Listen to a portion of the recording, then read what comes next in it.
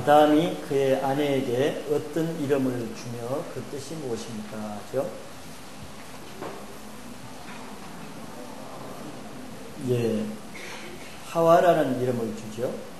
이름을 주고 그 하와라는 이름의 뜻은 예, 모든 산자의 의미가 됩니다.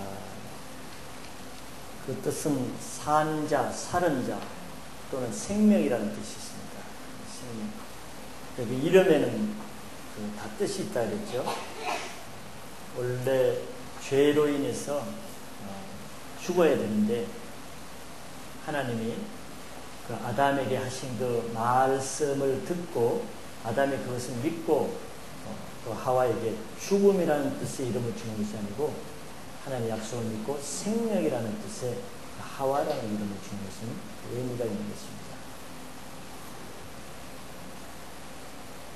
산자의 의미라 하는 것은 하나님은 여자에게는 생명을 잉태하지 않은 몸을 주셨죠. 그래서 생명을 가진 자의 의미가 된다는 것이죠. 그래서 하나님은 하와가 비록 죄를 지었지만서도 생명을 잉태하는 것을 멈추게 하시지는 않으셨습니다. 그다음에 7번 하나님께서 범죄한 인간을 위해 어떤 일을 하십니까? 그렇죠? 21절에 보니까 어떤 일을 하시죠? 가죽옷을 지어 입히십니다. 아담과 하와는 자기 벌거벗은 몸을 부끄러워해서 그걸 가리기 위해서 자기가 만든 무화과 잎으로 가렸는데 하나님은 그 무화과 잎을 다 벗겨버려서 수치심을 느끼도록 하시지 않았죠. 오히려 그들의 그 부끄러워하는 그 고통과 아픔을 아시고 더 완전하게 그 부끄러운 죄책감을 가려주시기 위해서 완전히 가릴 수 있는 무화과 나무처럼 말라 비틀어지는 그런 것이 아니고 짐승을 죽여서 그 가죽을 가지고 완전히 가릴 수 있는 옷을 입혔다. 하나님은 그 앞부분에서 분명히 아담과 하와가 죄를 짓는 부분에 있어서는 분명히 죄에 대한 형벌을 주셨습니다. 우리 하나님을 잘 알아갈 때 한쪽으로 치우치면은 우리 신앙이 치우치기 쉽습니다. 즉 내가 원하는 하나님을 믿으려고 그러면은 우리는 하나님을 한쪽으로 치우치는 하나님만 자꾸 배우게 됩니다. 그런 그 결과는 우리 신앙, 그 사람 자신의 신앙이 한쪽으로 치우치게 되는 위험이 있습니다. 그래서 우리가 하나님 앞에 나갈 때는 항상 마음을 다 비우고 내 선입관념, 선지식을 가지고 나가면은 그게 안 좋습니다. 도움이 안 됩니다. 나는 죄인이고 아무것도 없는 상태에서 그냥 하나님이 알려주시는 것을 그대로 다 받을 수 있는 그런 자세로 나가는 것이 중요합니다. 그래서 아직 자기중심적이고 자기 고집과 자기 욕심과 자기 뜻이 강한 사람이 하나님을 잘 모르는 이유가 그겁니다. 하나님을 잘 모르는 가장 큰 병폐가 바로 이단들이거든요. 기독교 이단. 기독교 이단들의 특징은 성경에 있는 것을 다 부인하지 않아요. 많은 부분을 인용합니다. 근데 왜 이단입니까? 성경에 100이 있으면 100을 그대로 다 객관적으로 다 그것을 인정하는 것이 아니고 100이 있으면은 예를 들면 50은 인정하되 나머지 50% 부분을 삭제하거나 인정하지 않아요. 그건 온전치 않지 않습니까? 자유주의 신앙이라는 말을 여러분들 들어보셨죠? 자유주의 신학자들은, 자유주의 신자들은 성경을 인용하지만 성경을 있는 그대로 다 인용하지 않습니다. 성경에 나와 있는 예수님이 행하신 것, 하나님이 행하신 것을 다 인정하지 않아요. 이게 문제가 되지 않겠습니까? 이 일을 행하신 하나님이 저 일도 행하시는데 그 사람들은 자기 주관을 가지고 하나님은 이런 분이어야만 된다는 주관을 가지고 버리기 때문에 그 자기 신학 범주를 벗어나는 것은 성경에 비록 기록되어도 인정을 안 해요. 그것이 자유주의 신학인데, 자유주의 신학도 어떻게 보면 좀 외람된지 몰라도 굉장히 잘못된 위험성 있는 신학입니다. 이단이 성경을 인정하지 않는 거나 자유주의 신학자들이 성경을 인정하지 않는 것은 제가 볼 때는 별 차이가 없어요.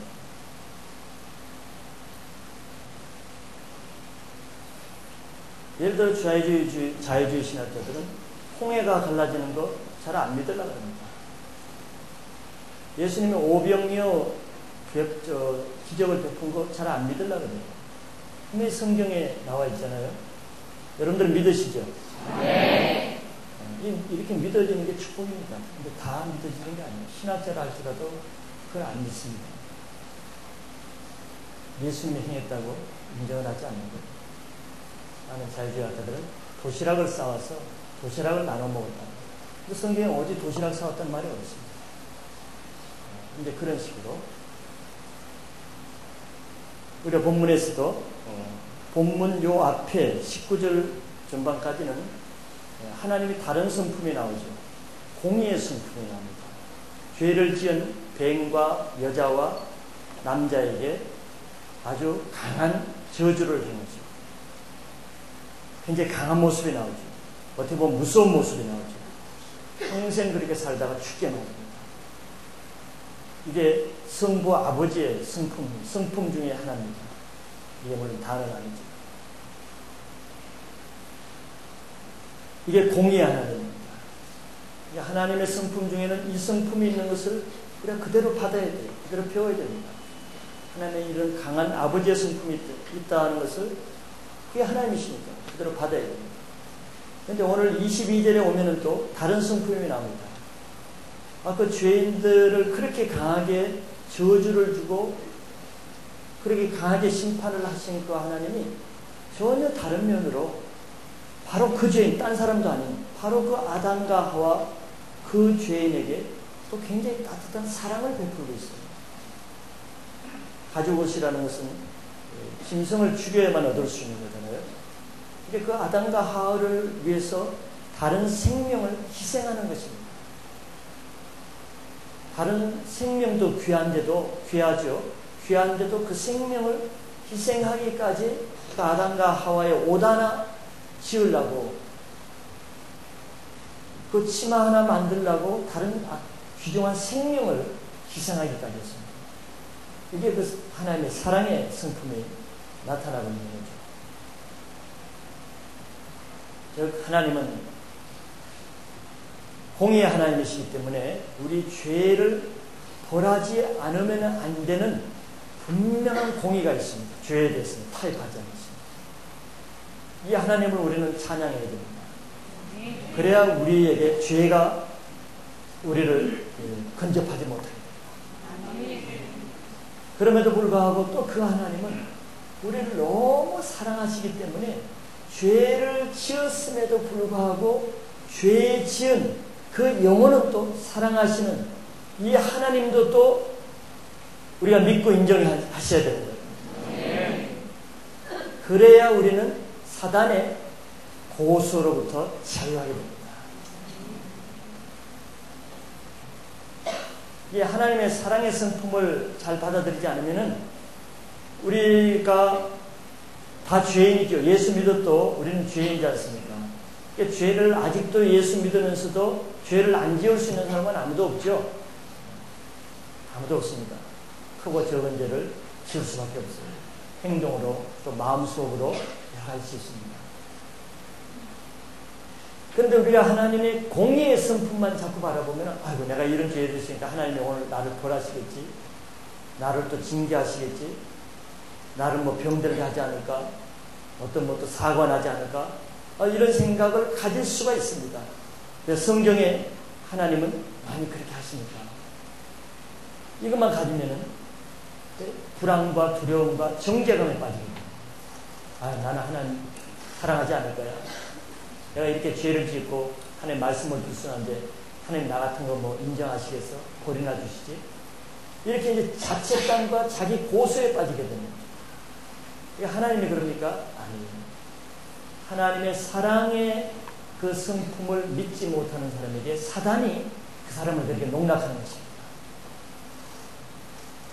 내 본문에도 보면은 바로 의인에게 가죽옷을 입혀주는 것이 아니고 죄를 지은 그 죄인에게 가죽옷을 입혀주는 하나님을 볼 수가 있습니다. 그런데 이런 사랑의 하나님을 우리 공의의 하나님은 비교적 잘 믿죠.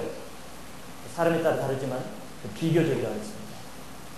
그러나 또 비교적 사랑의 하나님은 잘 못 믿는 성도들이 많습니다. 왜 그럴까요?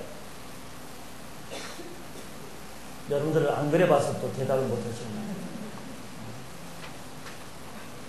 그건 바로 자신의 경험 때문에 그렇습니다. 자기의 부모의 경험이나 자기 자신의 경험 때문에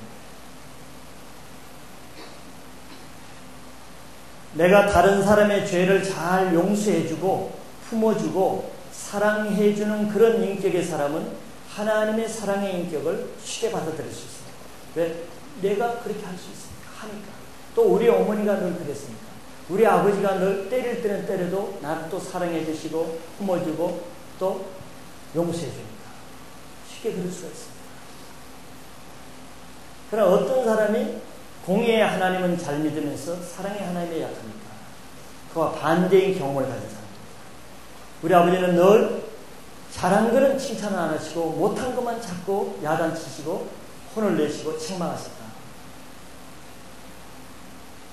어릴 때부터 시험을 못 보면 항상 야단치고 2등 해오면 항상 1등 못한다고 야단치고 1등을 해놓으면 시험 문제 쉬웠다고 인정 안 해주고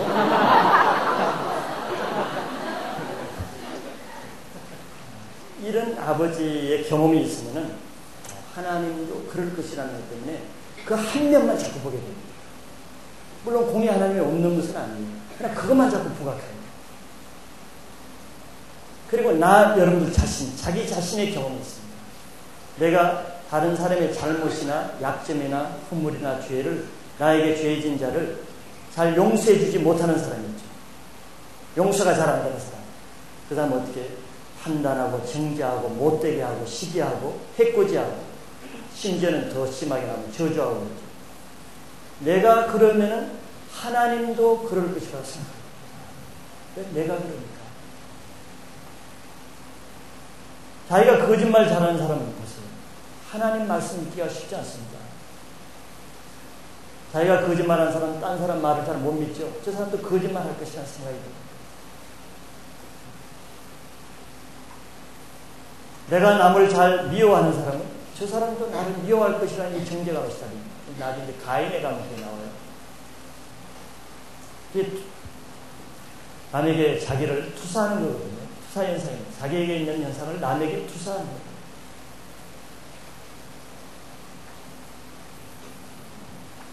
우리는 두 가지 성품, 전혀 다른 하나님의 공의와 사랑의 성품을 균형 있게 같이 받아들여야 건전한 신자가 되고 사단의 방해를 안 받게 됩니다.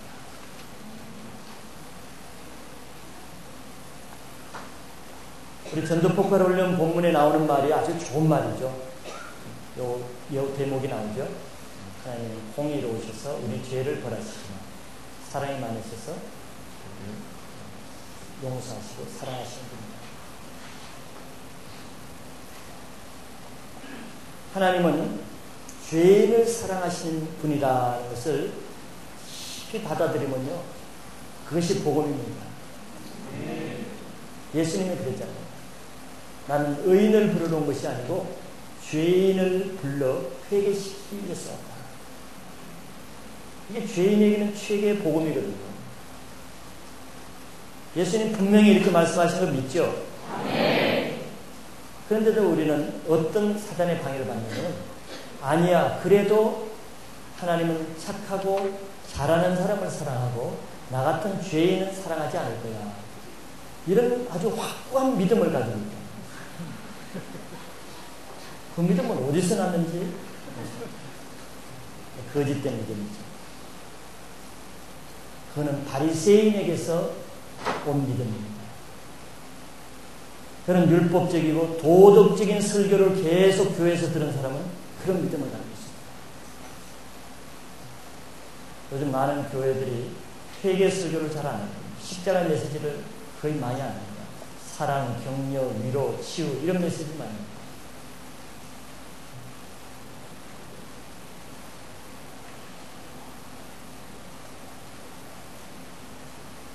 그러나 하나님은 죄인을 사랑하시기 때문에 죄로 인해 하나님의 징계를 받을 때가 하나님의 사랑과 은혜를 제일 깊이 느낄 수 있는 순간이 됩니다. 여러분들 경험적으로 한번 생각해 보세요. 이 말이 맞는 것을 여러분들이 인정하십니다. 히브리서 12장 6절에 특별히 주께서 그 사랑하시는 자를 징계하시고 그의 받으시는 아들마다 채찍질하시니라. 그의 받으시는 아들마다 했어요. 하나님이 우리에게 공의의 하나님이 우리를 징계하시고 채찍질한다는 것은 하나님이 그걸 받으시는 아들에게 그런다는 것이에요. 하나님 받으신다는 건 뭡니까? 사랑으로 받는 것입니다. 그래서 하나님이 채찍질하실 때 하나님의 사랑을 가장 깊이 느낀다는 거예요.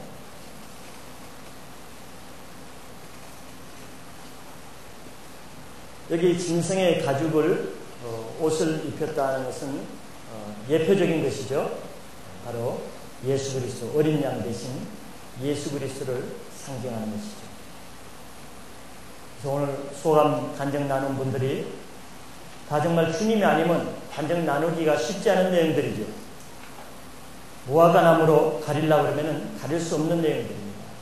그러나 이들은 바로 예수님의 보혈로만 우리의 수치를 온전히 가릴 수 있습니다. 그런데 이런 죄사함의 체험을 반드시 받아야만 죄 문제를 이길 수가 있어요. 신앙의 모든 문제들은 교회에서 변화되지 않는 것은 죄 문제를 해결하지 못하는 것입니다. 기껏 해결하려고 노력하는 것이 나뭇잎으로 가리려고 하는 거예요. 꼭꼭 숨으라, 머리카락 보일라, 셀 때도 숨기고 분반 때도 숨기고 교회에 와서도 숨기고 일대도 숨기고, 그는 성경 말씀대로 독사의 알을 품고 있는 것이라 했습니다. 나중에 독사에서 독사가 나온다 그러죠. 이사야서 성경이. 왜 그렇습니까? 주님의 보혈로가 아니고는 아무도 그 자기 죄를 해결할 수가 없으니까 최선의 방책이 그냥 숨기는 거예요. 피하고 숨기는, 감추는 거예요. 그는 독사의 알을 품는 것입니다. 해결책이 아닌 것입니다. 아담과 하와처럼 자기 벌거벗은 몸을 부끄러워할 수밖에 없어요. 남에게 보일까봐 부끄러워서 무화과나무 잎을 가릴 수밖에 없어요. 그러나 하나님은 하나님께 나오길 바라죠. 하나님께 나오면 하나님은 예수님의 보혈로 완벽하게 우리 죄를 다 씻어주시고 가려주시는 분입니다. 요한일서 1장 9절 말씀을 여러분들이 나중에 찾아보시기 바랍니다. 자기의 부끄러운 부분을 자기가 만든 무화과 잎으로 가리려고 하면 할수록 수고와 고통이 더 따르게 됩니다. 죄책감만 더 따르고 모든 수치감이 자기를 움츠러들고 위축되게 만듭니다. 하나님을 오해하지 마세요. 사단이 정죄하는 것을 하나님이 하는 것처럼 오해하지 마세요. 아까 인정자매님 소감에도 내 이 죄가 들어가면 모든 사람이 나를 정죄하고 하나님도 나를 정죄해서 내가 완전히 부끄러움 때문에 살 수가 없을 것이다 생각하지만 사단이 속일 수 있어요. 자유로움을 주님이 그 모든 세력을, 그 기운을 정말 다리에 힘이 빠지듯이 빼가셨습니다. 그런데 교회를 다닌다면 최소한 자기 죄 문제만은 주님의 보혈로 해결하는 신자가 되시길 바랍니다. 8번, 하나님께서 범죄한 인간을 어떻게 하시며 그 이유가 무엇입니까? 22절 23절에 보면 하나님이 범죄한 인간을 에덴 동산에서 추방하지요. 추방해서 어떻게 살게 합니까? 그의 근본된 토지를 갈게 하시죠. 그의 근본된다는 말은 사람이 흙으로 만들었으니까 자기의 몸의 본질인 그 흙, 땅을 갈면서 살게 하셨습니다. 농업이 인간의 본성과 가장 합치되는 직업이다라고도 말할 수 있는 부분이죠. 우리는 자연적인 이런 땅에서 취함을 얻기 때문에 인간의 본질, 본성은 자연과 잘 매치가 되는 면이 있습니다. 인간이 그곳에서 나왔기 때문이죠. 자연을 싫어하는 사람이 있어요? 있을 수가 있어요. 자연보다 도시를 좋아하는 사람이 있을 수 있어요. 자연은 하나님의 성품이 있는 것이고 하나님의 성품은 바로 우리 성품입니다. 도시는 인간이 인적으로 만든 것입니다. 이제 나중에 바벨탑에서 볼 수가 있는 거죠. 하나님의 성품에 따른다는 우리는 도시보다는 인위적인 것보다는 자연에 더 잘 수용하는 그런 체질을 가지고 있습니다.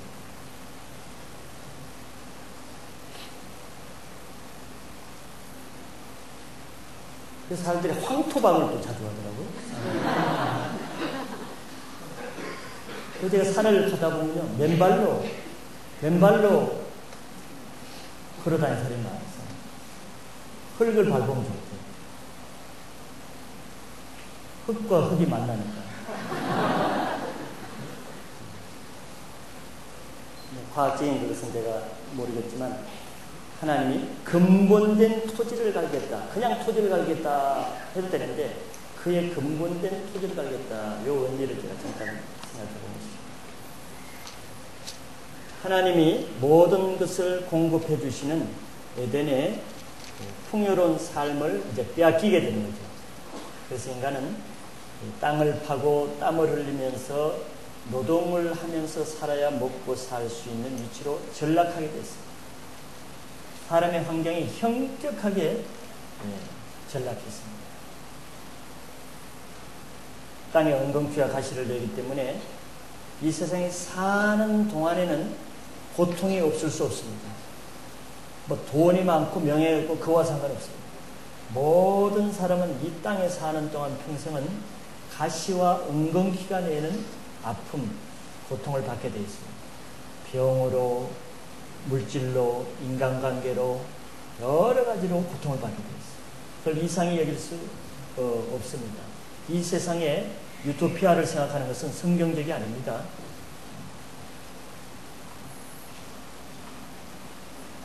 자, 그 이유가 뭐죠? 하나님이 그렇게 하신 이유는 왜 그렇게 하신다 그랬어요?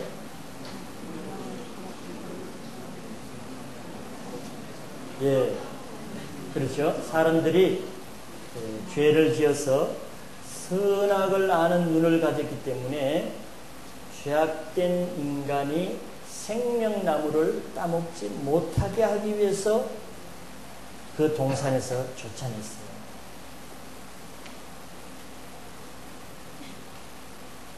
생명나무는 그 나무 열매를 먹을 자격은 의인에게만 자격을 주고 그것을 먹으면 어떻게 되냐?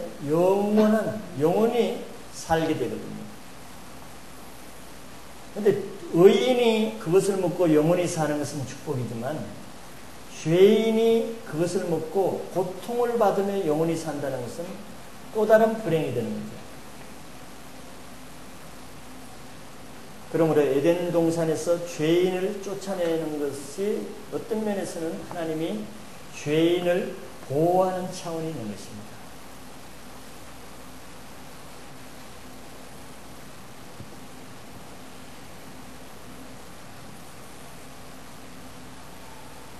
그래서 죄인이 오래 사는 것은 축복이 아니죠. 고통을 받는 것은.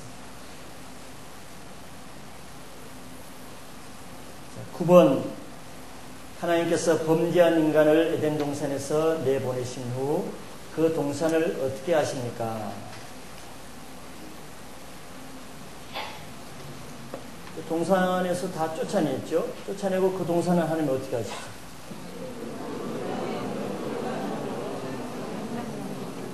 예, 그룹들과 화영금으로 지키게 하죠. 예, 근데 뭘 지키게 하십니까?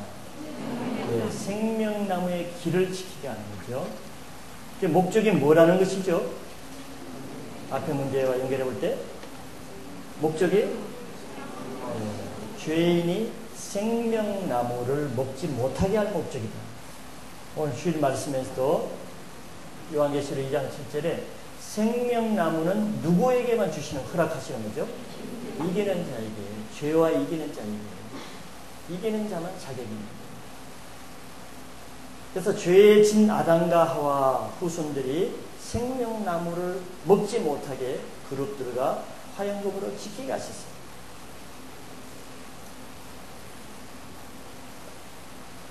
이것은 지키게 하셨다는 것은 하나님이 아담과 하와가 거기에 안 산다고 해서 추방했다고 해서 그 에덴 동산을 없애버리지 않았죠.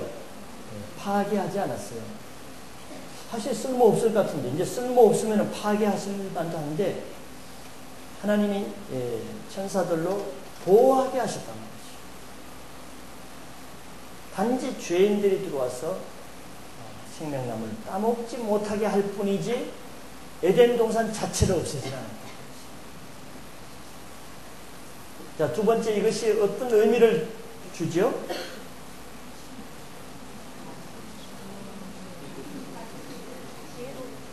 왜 하나님이 없애지 않고 저렇게 보호해 두셨을까? 예, 나중에 사용하려고 하시는 뜻이 있겠죠? 예, 나중에 쓸모가 있기 때문에 놔두신 거죠. 즉, 나중에 보호했던 그 에덴 동산을 다시 회복하실 것을 암시하는 것입니다. 이걸 이제 한자로 뭐라 그러죠? 신라곤 반대는 복락원. 낙원이 복구된다, 회복된다. 신락원에서 복락원. 그래서 하나님은 어떤 계획을 가졌냐면 지금은 비록 인간들의 죄를 지어서 여기 들어올 자격이 없지만 하나님은, 좀 미리 얘기하면 하나님은 수천 년의 계획을 가지고, 수천 년 후의 계획을 가지고 계시는데 나중에 자기 아들 예수 그리스도를 통해서 그 죄를 다 용서함 받고 의인이 된 사람들을 그때 다시 일로 인도하기 위한 계획을 가지시고 막아놓으신 거죠. 우리 인간의 개념이라야 뭐 수천 년, 아이고, 그 언제, 그러지만 하나님은 1000년이 하루 같고 2000년이면 이틀만 기다리면 돼요. 사실 이틀도 안 되지만, 네, 하나님은 시공간의 제약을 받지 않기 때문에 1000년이라는 개념 자체가 없어요. 우리나라 그런 개념이 있어요. 그래서 계시록 22장 1절 2절에 보면은 아까 계시록 2장 7절은 봤죠. 내가 하나님의 낙원에 있는 생명나무의 과실을 주어 먹게 하리라. 아니, 생명나무의 과실을 없애버렸다면 하나님 이런 말씀하시면 안 되지. 거짓말이 되지. 있으니까 나중에 이 생명나무의 과실을 주어 먹게 하겠다는 말씀이 통하는 거죠. 이 창세기. 계시록은 성경의 맨 끝 책이고 창세기는 맨 처음 책입니다. 끝과 끝이 연결되는 거예요. 그래서 계시록 22장 1절 2절에 이렇게 기록되어 있죠. 또 저가 수정같이 맑은 생명수의 강을 내게 보이니 하나님과 및 어린 양의 보호자로부터 나서 길 가운데로 흐르더라. 강 좌우에 생명나무가 있어 12가지 실과를 맺히되 달마다 그 실과를 맺히고 그 나무 잎사귀들은 만국을 소생하기 위해서 있더라. 사도 요한은 미리 하나님이 지키고 있는 에덴 동산을 환상으로 미리 봤어요. 생명수 강이 흐르고 있고 그 가운데 만국을 소송하는 잎사귀가 있고 12가지 실과가 있고 이런 걸 미리 봤다는 거예요. 우리의 궁극적인 종착역은 바로 이 하나님이 보호하고 계시는 이 에덴 동산에 다시 들어가는 것이에요. 물론 영적인 세계입니다. 이 보이는 이것이 아니고. 거기서 만납시다. 저렇게 졸아가지고 벌써 만날까? 그것이 우리의 궁극적인 종착역, 이 땅은 나그네예요. 그래서 예수 그리스도 안에서 이 세상 죄를 이기고 승리한 성도들에게는 하나님의 에덴 동산에 들여보내서 생명나무 과실을 먹게 하시요. 그때 우리 서로 같이 한번 먹어봅시다. 약속했습니다. 자, 마지막 오늘 10번 문제. 10번은 적용 문제입니다. 종합 문제죠. 전체를 종합해보는 겁니다. 하나님이 처음 인간에게 주신 축복이 무엇이었으며 하나님의 축복이 범죄로 인해 어떻게 되었는지 말해보세요. 자, 하나님이 우리에게 주신 축복을 한번 생각해 봅시다. 창세기 1장에서 한번 보면은 하나님은 우리에게 만물을 다스리는 축복을 주셨죠. 인간에게 만물의 주인 노릇을 하면서 만물을 다스리는 아주 특별한 지혜를 주셨어요. 특권입니다. 그러니까 하나님 앞에 특권을 받을 때 주의해야 되는 겁니다. 나중에 뱀에서도 우리가 봤죠. 이 신앙의 원리인 것이에요. 부동호. 부동호가 근데 신앙의 원리입니다.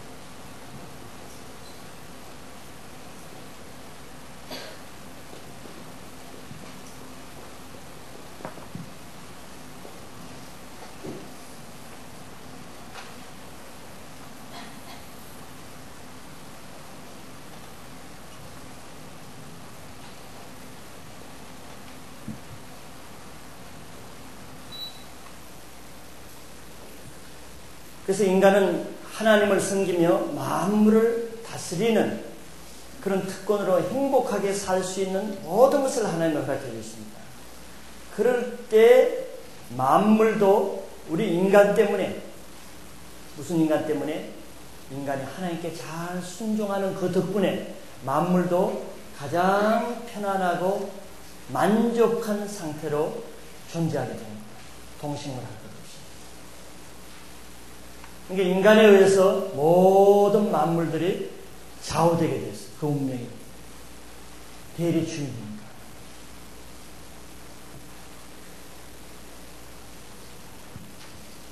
그 1장에서 그렇고 2장에 와서는 어떤 축복을 주시냐면은 에덴 동산을 만들어서 거기에 거하게 하면서 에덴 동산을 다스리고 지키게 하는 사명을 했어요. 그것만 하면은 인간은 아무 자기가 밭 깔고 경작하지 않아도 동산 각종 나무의 실과를 마음껏 먹고 충족하게 먹고 사는 문제는 하나님이 다 공급해주는 이런 축복을 받았습니다. 그는 물론 일을 했습니다. 그러나 먹고 살기 위해서 일을 안 했다 그러죠. 하나님을 섬기기 위해서 다스리고 지키는 일을 했지 먹고 사는 것에 인생을 다 허비하지는 않았죠.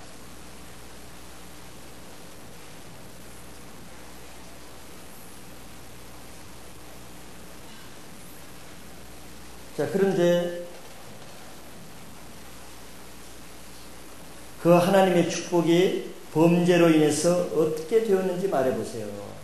어떻게 되었습니까?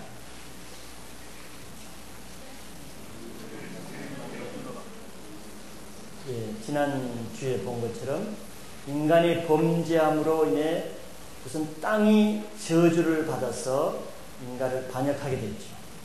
땅이 저주를 받게 되었습니다. 그래서 주인을 불복종하면서 인간을 괴롭히는 엉겅퀴와 가시덤불로 주인을 저항합니다. 저항감을 우리는 항상 느끼고 있는 것이에요. 사람들은 왜 이렇게 되는 것이 없지? 왜 이렇게 인생이 힘든가? 이런 말을 불신자들이 하죠. 이 세상 땅이 우리를 저항하기 때문에 그래요. 왜 이렇게 먹고 사는 게 힘든가? 왜 이렇게 사는 게 힘든가? 이런 얘기를 한다면 가시와 엉겅퀴를 내서 저항을 하는 겁니다.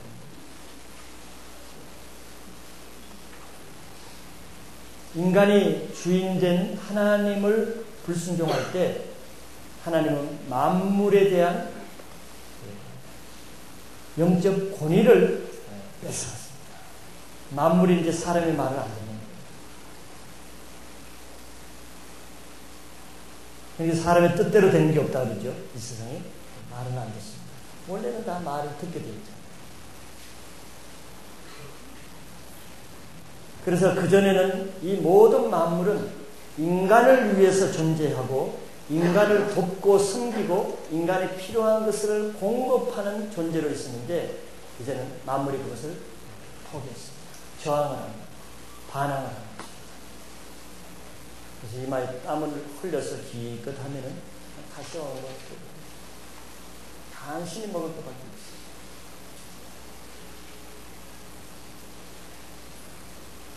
두 번째 하나님은 하나님의 축복인 낙원에서 추방을 하는 그런 일을 하셨죠.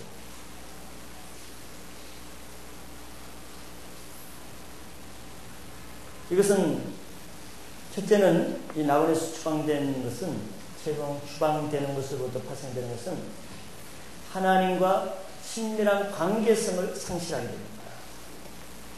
그전에는 아담과 하와는 하나님과 항상 가까이 정말 자녀와 아버지처럼 에덴 동산에서 늘 얘기하고 같이 다니고 동행하고 친밀한 관계가 있어요. 그런데 죄는 하나님과의 친밀한 관계를 파괴시키죠. 죄는 하나님과 이간시키는 것입니다.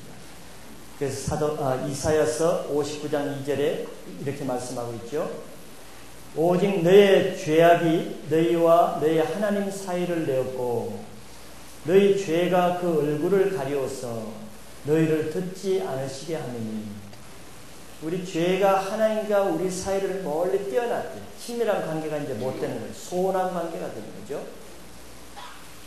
그리고 우리 죄가 그 얼굴을 가리웠다 그러니까 우리 하나님 만나기가 힘들어지는 거죠.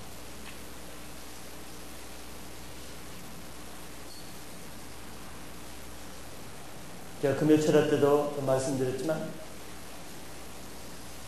하나님의 축복을 구하고 은사를 구하고 이것도 중요하지만 먼저는 그것을 가로막는 죄의 문제를 먼저 해결하는 것이 굉장히 중요한 것입니다. 성결케 하는 것이 중요합니다. 히브리서에도 거룩함과 평강을 유지하라. 거룩함이 없이는 주를 보지 못한다. 죄가 있으면 주님을, 그 주님의 얼굴을 죄가 가리기 때문에 볼 수가 없습니다.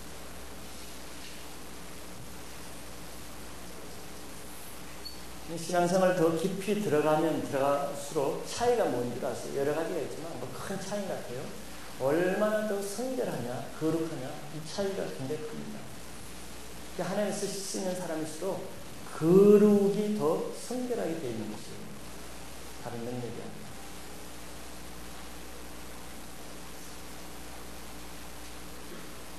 우리가 20년 전에 책을 가지고 세미나를 했거든요. 제 아내가 보니까 그 책을 가지고 있더라고. 거룩한 삶의 추구. 제리 브리지스인가? 제리 브리지스. 읽어보시면 이봐, 여호와를 아는 세대가 좀 지나갔잖아. 그 좋은 책. 그 참 좋은 책입니다. 근데 내용이 생각도 안 나요. 생각이 안 나요. 제 아내가 그러니까 너무 좋은 책이라고. 그 우리 다 옛날에 했어. 그러면서 이제 몇 번 했거든. 했는데 보니까 기억이 하나도 안 나. 그래서 제목이라도 보면 이제 기억날 줄 알고 제가 책을 펴가지고 제목을 챕터별로 이렇게 나와있잖아요. 소제목이. 챕터별로 나왔는데 그 옆에 심포지엄 발표자 이름이 쭉 나와있어요. 20년 전에 그 내노라 하는 청년들이 그 이름이 다 적혔어. 근데 한 반쯤은 요달에 지금 있는 사람들이 있어. 근데 반쯤은 다 어디 갔는지 없는데, 이름도 잊어버린 이 형제들, 자매들 이름을 보는데 속에서 막 불이 나는 거야. 이 친구들이 어디 간 거야. 그래서 내가 그걸 보면서 제 아내한테, 나 학생운동 해야지 안 되겠다. 이 젊은이들을 구원해야지. 이 친구들 어떻게 이게 진짜 라면 끓여 먹고 돈 있는데 이게 어디 간 거야. 그랬더니, 당신 지금 그 몸에 라면 끓여 먹고 할 수 있겠냐고. 그 얘기를 했다가 요즘 학생들 라면 안 먹지? 햄버거에다가 스타벅스 코앞이 나오고. 우리 옛날에 맨날 그 연탄불에 라면 끓여 먹고. 빨리 끓여지도 않아, 연탄불이. 갈아 먹는. 그래, 갈기 전에 빨리 끓으려고 하니까. 그러다 불 꺼뜨리지. 그러는데 어느 날 우리 아까 소감 발표한 우리 김미 학생 자매가 석유 골로를 하나 딱 사온 거야. 기증을 했어. 연탄불에 라면 끓이다 석유 골로를 사왔으니 이거는 뭐 천국을 만났지. 라면이 끓이지도 않는 거야. 너무 잘 끓여지니까. 계속 그 맛으로 끓여. 그것이 기억이 났다. 헐벗고 가난할 때 라면 시대가 은혜가 더 많았어. 뭐 하다가 이렇게 됐지? 거룩함. 네, 거룩함. 특별히 우리 교회는 이렇게 성령을 강조하잖아요. 은혜도 마찬가지입니다. 성령도 마찬가지고, 여러분들이 아시겠지만, 은혜를 받는 것도 쉽지가 않죠.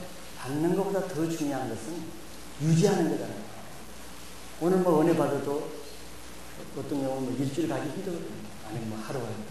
수양회 때 그 참 큰 은혜를 받아도 한 달 가기. 그 유지가 어려운 것이거든요. 사단이 빼앗기 때문에. 그 사단의 영적 전투에 이기지 못하고 빼앗기는 거예요. 내가 어디서 황금 노다지를 캤다, 복권 당첨됐다, 가만히 있어요?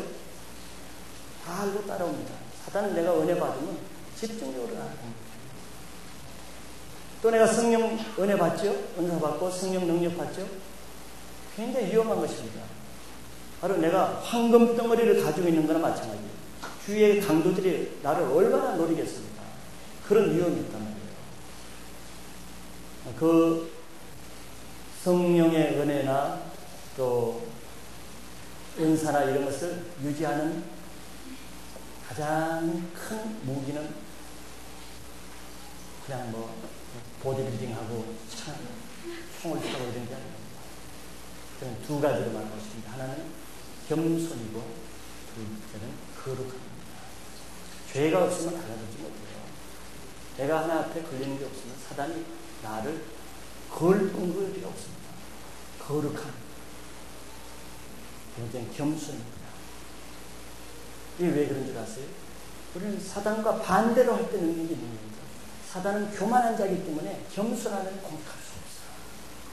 사단은 귀신을 성경에서 말할 때 그 앞에 형용사가 주로 뭐가 붙죠? 더러운 귀신, 더럽답니다. 귀신은 더러운 존재이기 때문에 내가 성결하고 깨끗한 건 공격하지 못합니다.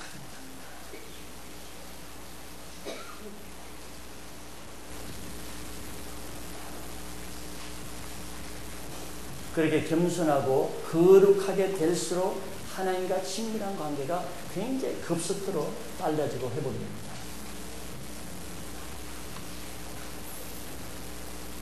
그 다음에 나원에서 추방되었다는 두 번째 그 의미는 축복을 빼앗긴다는 것이죠.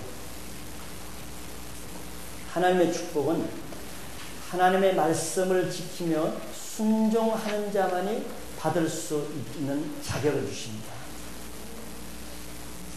그래서 하나님의 말씀을 거역하는 사람에게는 그 축복을 빼앗아가는 거죠. 에덴 동산의 그 축복을 빼앗아가고 있어요. 예레미야서 5장 25절 말씀은 이렇게 되어 있습니다.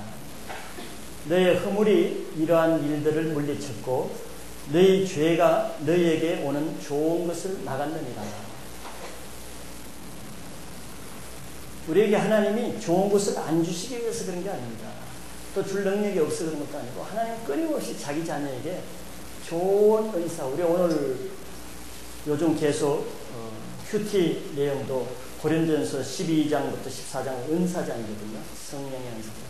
하나님이 구하라 그러잖아요. 사모하라 그러잖아요. 주시기를 원하시는 거예요. 마음껏 주시기를 원하는데 왜 그것을 받지 못했어요? 너의 허물이 이러한 일들을 물리쳤다 그랬어요. 죄가 너에게 오는 좋은 것을 다 막아버렸다는 거예요. 풍성하던 하나님의 공급이 끊어져 버렸다. 예전 정상이 끊어버린 것입니다. 그래서 우리는 하나님을 떠나면 떠날수록 우리의 삶은 궁핍해지고 불만족이 더 커지는 이유가 큽니다. 이 세상 것이 다 채워져도 하나님과 친밀한 관계가 회복되지 않으면 그 불만족은 항상 끊임없이 존재합니다.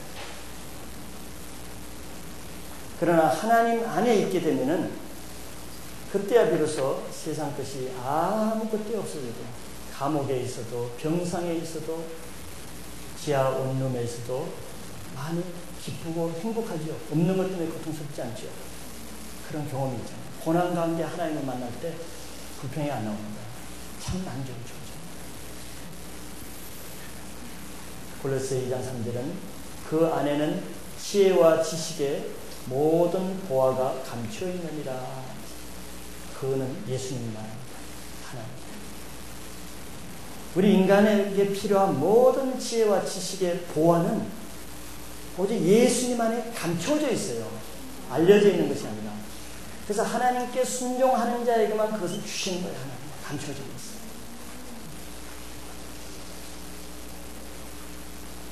그래서 정말 지혜 있는 사람은 하나님께 순종함으로 남들에게 주지 않는 것을 소유하는 사람입니다. 오늘은 여기까지 하겠습니다. 창세기 말씀은 영의 말씀입니다. 그래서 지식으로 자꾸 그렇게 같이 말기 위해서 많은 사람이 참석하지 않기를 제가 많이 제안을 하죠. 그걸 섭섭하게 생각하는 것이 아니고 여러분들의 그런 것을 통해서 하나님을 대하는 태도, 하나님의 말씀을 전하는 태도를 다르게 하라고 하시는 그런 촉구입니다. 이런 신앙에서 변화되는 것은 첫째는 하나님에 대한 태도고 두 번째는 하나님의 말씀을 대하는 태도예요. 예전에 그 흥가족부대로 그렇게 하지 않기로 원합니다. 난 창세기 인원이 자꾸 이렇게 많아지는 걸 원치 않아요. 5월달에 끝났습니다. 세 가족 외에는 세 가족은 한 달간 유예기한을 줍니다.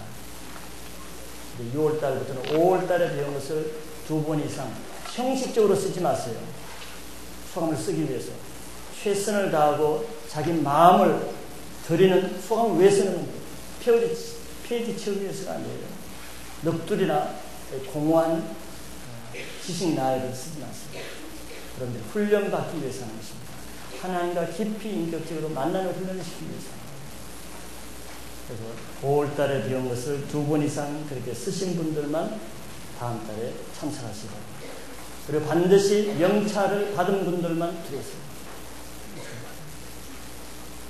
훈련이기 때문에 그렇습니다. 다른 교회가 그렇게 안 할지라도 우리 교회에 주신 하나님의 기름 부으심의 훈련은 이런 방법이기 때문에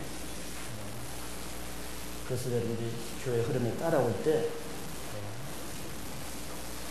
여러분들이 기존 신앙을 여러분들이 미적지근하게 그렇게 될 수밖에 없던 그 고장난 신앙을 고치는 유익이 있습니다.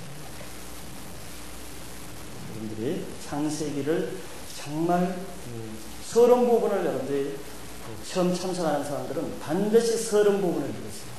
서론을 제가 거의 1시간을 얘기했습니다. 오리엔테이션으로.